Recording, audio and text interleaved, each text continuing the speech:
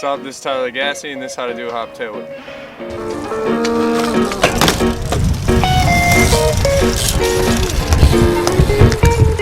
Yo! My first step for the hop tail, I used to 2 pedals on flat and then just hop. I used to actually put my foot, instead of riding in the middle, I used to ride on the balls of my toes. So when I pop, I can keep my nose up and whip it and just search for the crank while it's in the air. And then when it comes around, you're gonna see the crank and just try to get your foot on it, because landing in here or crunching your foot down here really hurts, and everyone's gonna learn that because it happens to everybody when they're learning hop tail whip. You just can't get discouraged, take a few days off, basically, when your arms are hurting or feet are hurting. And after a while, you basically build like a callus right in the middle of your foot here, and you'll be able to land hop whips no problem.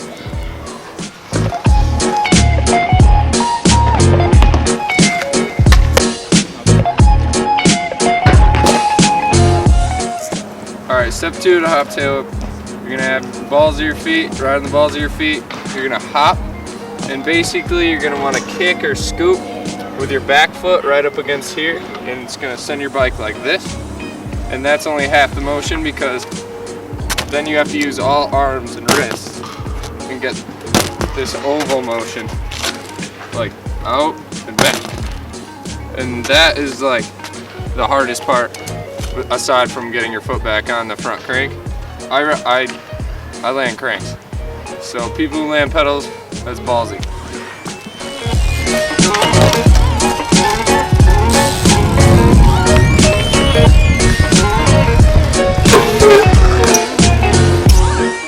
Alright, when you're in the air, after you hop and get that first spin, all you're going to be watching for is your front crank, because that's the main thing to land it. You can literally whip and land one-footed if you land on that crank.